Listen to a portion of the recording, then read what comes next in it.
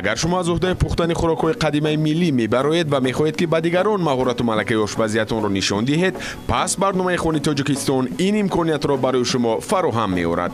телефон барои тамос 988 53 52 57. Хони Тоҷикистон, тарғибгари хӯрокҳои лазизи миллӣ.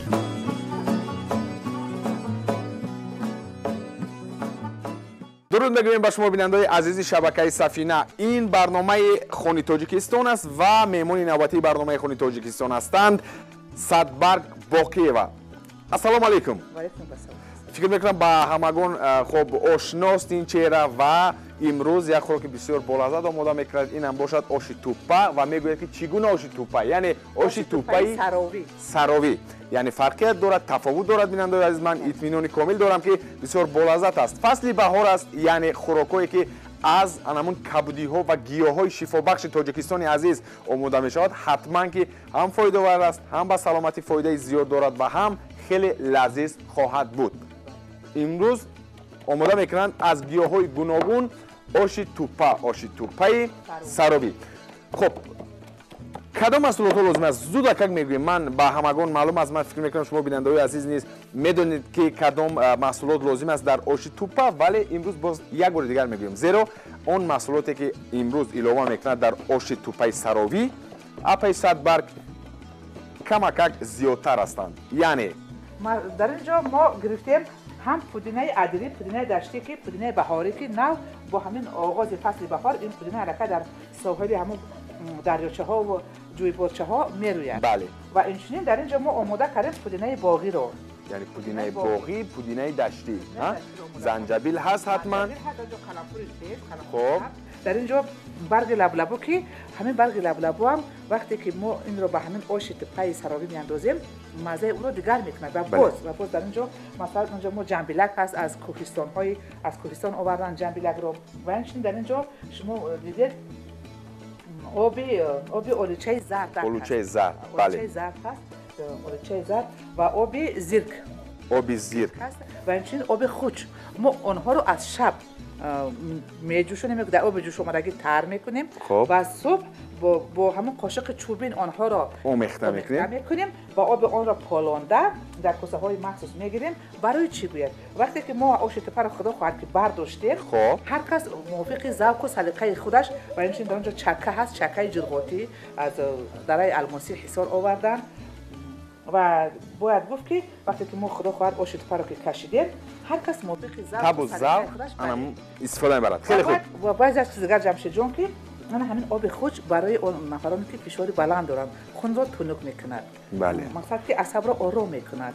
ва инчунин ана ҳамин олучаи зардак ҳам хунро тунук мекунад, асабро ором мекунад ва чиқдре ки мегӯям барои саломатӣ бисёр муфид мебошад. фоидаовар аст. ва инчунин зирк ҳам бисёр муфид аст барои саломатӣ. бале, ва инчунин чиқдре ки гуфтем пудина аслан барои бартараф кард ки барои резондани санги гурда бисёр ҳам муфид аст. ва ҳар он чизи алафҳое ки мо истифода мекунем аз алафҳои Тоҷикистони азиз ва беҳиштии мо ҳаст ки ҳамаш бовар кунед дору ҳастанд, шифобахш ҳастанд, ҳаётбахш ҳастанд.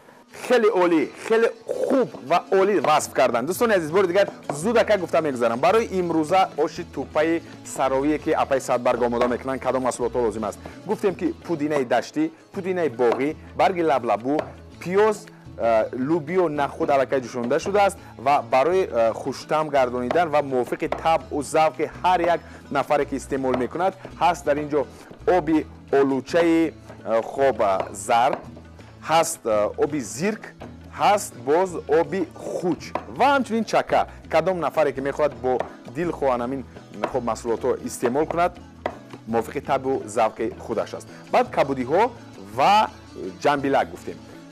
яъне чӣ кор карда истодаед айни ҳол шумо? ман шуморо дидам, хоб момаам ба хотир омад ки вақте ки хурд будем нонро дар чакдон мекарданд ва анам хел мекарданду аз амун хоб гашни боз анамун пиёз, кабудиҳое ки дар авлии худ буданд ҳамно мегирифтанду ҳамхел бо ҳамин санг мекарданд. чӣ ривоят дорад, чӣ хусусияти ба худ хос дорад ки вақте бо санг анамин майда мекунанд? сангро аз ҳамон дарёи вахш гирифта овардем махсус. аслан модари ман худо раҳмат кунад با نمک‌های مخصوصی که از همون کوهی نمکی که در کنگر هست چی میکردن میچکدن همون نگول خود رو چی میگن نگول میگیم اصلا مردم کردستان این رو نگول میگن و همه وقت انا همین مزه و لذه انا همین آش تپای سبابی باشد یا که آش برده رو باشد انا همین نگول دیگر میکند مزه و لذه دیگر میده. در اینجا پودینه هست، ریحان است، گشنیج هست، پیاز سرخ تاجیکی که از ناحیه مومن آباد آوردیم، پیاز سرخ تاجیکی است. یعنی که در اینجا همش علف‌های شفا بخش و وقتی که ما این رو میچکیم با نمک یک جای کرده این مزه و لذه‌اش همش میبره. خیلی خوب دوستان عزیز، خب در اینجا گفتن که با سنگ میچکد، ولی بینید بینندگان عزیز که با انامین گذشت سال و با انامون رشد یافتن تکنیک و تکنولوژیا خب برای آماده کردن خوراک‌ها نیز برای مهیا کردن دستگاه‌های زیاد خب برآمدند و وقتی که با دست آماده میکنی خوراک رو، وقتی که انامین با همین چیزهای طبیعی البته که لذتش خیلی عالی میبراید. من میخواستم کمک اطراف انامون خوب هنرهای مردمی و با جوانان خاصتا جوان دختران آموزاندن انامون پخت و پز خب دوختن کار رو، یعنی تا اون دمی که بر کمال میرسد و به خانه شوهر میرود هنر را از خود کند. چی گفته میتونید؟ خیلی هم با مورد و درست قید کرده جمشید جون. اصلا گرچنده که خیلی که میگن عصر 21 عصر علم تکنیک است، پروگرس است، عصر پیشرفته از جهت علم تکنیک هست، ولی به هر نوعی که نباشد دختر بچه باید در خانه پدر و مادر حتما تعلیم و تربیت خوب گیرد، آداب یاد گیرد و پیش از همه تازگی رو یاد گیرد، که تمیزکار باشد، با تمیز باشد، با اهل باشد، با عقل باشد، با تربیت باشد و هنر پخت و پز این خواهیم نخواهیم وقتی که دختر بچه مثلا کلان میشود و خونه او مثلا به شوهر میدین با یک جهان امید. بله باید که از همون هنرهای اقلا عادی پختن، شوشتن، رفتن، همون تازگی، مقصد بر وقت خستن، مقصد حرمت کلانسال‌ها رو به جا آوردن، از همین هنرها باید که برخوردار باشن. درست.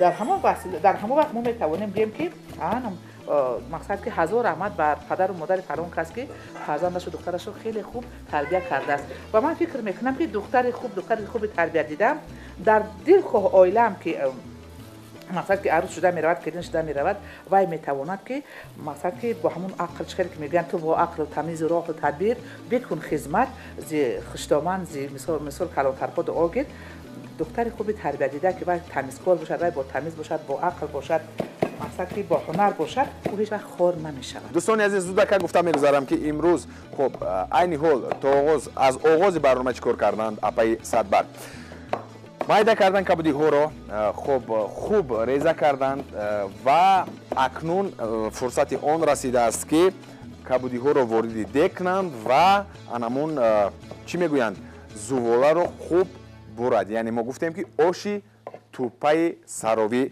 میکنند. یک تنفس کوتاه بعد از چند لحظه برمیگردیم. ما را همراه باشید. این برنامه خانه تاجیکستان است از شبکه سفینه.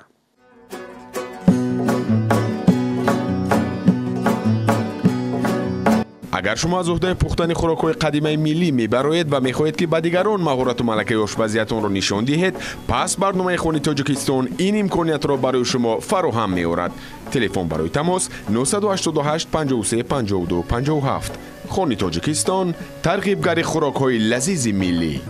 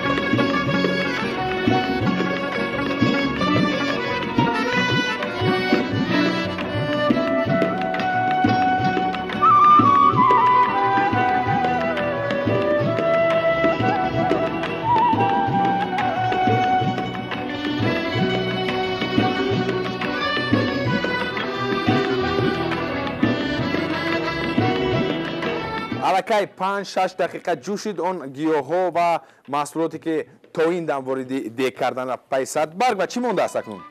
ҳозир акнун мо қабл аз андохтани мақсад ки ҳамин зуволамон хамир зувола мо ҷамбилакро марҳамат ҷамбилакро меандозем зеро ин хушк аст ва бояд ки камакак хоб дертар андозем барои ҳамин ҳам зеро ки ин ҷамбилак асосан дар моҳҳои охири апрел ва моҳи май мақсад мерӯяд бале барои чиндан омода мешавад барои ҳамин мо ҳозир хушкашро андохтаем хеле олӣ ман фикр мекунам кифоя аст бӯи хуш дорад бале акнун намакро меандозем бале мувофиқи табу завқ бинандаи азиз намакро меандозем ва билохира як маҳсулоти дигар мемонад маҳсулоти асосӣ хоб оши туппа инам бошад анамун мо намаки ана ҳамин обро камтар андохтем ба чӣ хотир барои оне ки асосан бояд зуволае ки оши ҳамун вақте ки хамир зуволаро мегиранд бояд ки шур гирифта шавад агар ки ҳамун таҳти зувола бенамак биёяд ҳамун оши туппаи сарови ё ки оши брида бошад мерезад ва оши туппа бошад бемаза меояд инша мерезад бемаза ана як чизи асосии дигар дӯстони азиз хеле хуб хоб ҳама чиз бо намак бошад агар сухан ҳам бо намак бошад агар ҳамин ин боз мазза ва лаззати дигар дорад бале медони ҷамшедҷон асосан ба мо калонтарҳо мегуфтанд ки вақте ки зуволаро ки гирифтӣ барои чӣ оши туппа меган оши брида меган асосан аз рӯи миҷоз оши туппа гарм аст оши брида хунук аст вақте ки корд мерасад вақте ки ӯро мо даста мекунем вай алакай миҷозаш хунук мешавад вале вақте ки барои оне ки мақсад одамоне ҳастанд ки сардмиҷоз ҳастанд одамоне ҳастанд ки гарммиҷоз ҳастанд ана ҳамин оши туппаро мо барои одамоне ки сардмиҷоз ҳастанд яъне ки онҳоро ҳамин зарар накунад мо корд намезанем ман аз шумо дидед ки мо корд намезанем ана ҳамин хел тунук кардем ва инро худо хоҳад чӣ хеле мекунем ҳамин хел бо дастамо анамин хел меканем 4 булак ё ки 5 булак анамин хел карда чикор мекунем меандозем хеле хуб дӯстони азиз оши туппаи мо барои нафарони сардмиҷоз аст яъне ки ин одамоне ки масалан ки бале чӣ ҳастанд сулфа мекунанд ягон хунукӣ доранд ягон чӣ ин муфид аст баъд ин оши туппаи саровӣ иштиҳоовар мебошад бале иштиҳоовар аст дар ҳақиқат низ ман алакай эҳсос мекунам ки ҳатман ки як хӯроки бисёр болаззат хӯроки табъи дил хуштам ва бомазза хоҳад омад оши туппаи саровӣ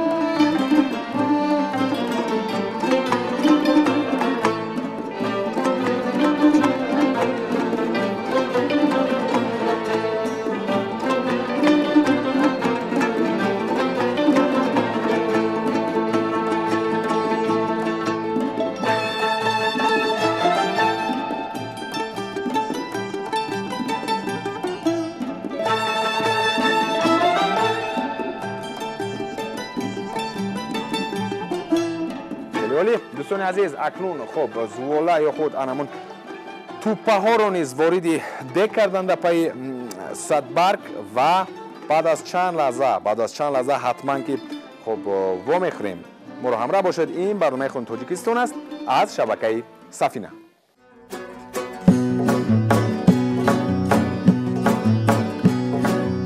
агар шумо аз уҳдаи пухтани хӯрокҳои қадимаи миллӣ мебароед ва мехоҳед ки ба дигарон маҳорату малакаи ошпазиятонро нишон диҳед пас барномаи Хуни Тоҷикистон ин имкониятро барои шумо фароҳам меорад телефон барои тамос 988 53 52 57 Хуни Тоҷикистон тарғибгари хӯрокҳои лазизи миллӣ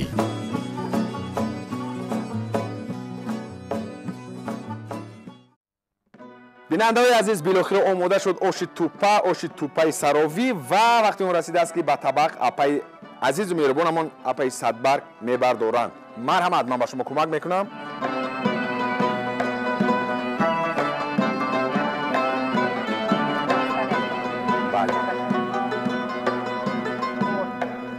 لوبیا با نخود و با علفاش برای که عادتاً همین لوبیا و نخودش تقسیم میشود. واقعا هم درست میگوید.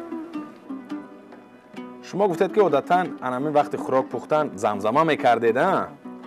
و شما گفتید درباره پودینه و من میخواهم همین مردم ما اساساً یک همه شایع‌طلب هستند، همه یک ذوق بلندی صنعت شعر سخن دارند. مردم تاجیکی که آبادکار هستند، پاکیزه روزگار هستند، زیبا روزگار هستند و آبش با تمام رود. بعد خب برای که باید که این کم آب باشه، بی آب باشه اساساً.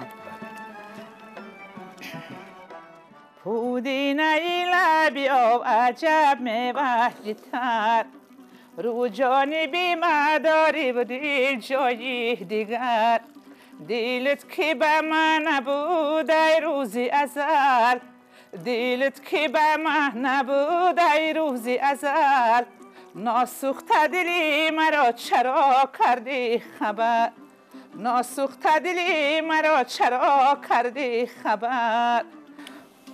مات باشن. دوستان عزیز، بعد از زودکک، بعد از چند لحظه خب برمیگردیم سر دسترخوان، می‌نشینیم با همراهی اپا عزیزم صدبرگ و نوش جان میکنیم و میگوییم که چگونه لذت و مزه دارد. ما رو همراه باشید، بعد از یک لحظه برمیگردیم. این مادری تاجیک بیننده عزیز، اینجا باشد برنامه نوبتی خونی تاجیکستان با آخر میرسد. تا دیدار نوبتی خود و نزدیکانتون رو احتیاط کنید، همیشه خوراک‌های لذیذ تاجیکی رو استعمال نمایید و موافق معیارش. تا دیدار، خیر دوستان.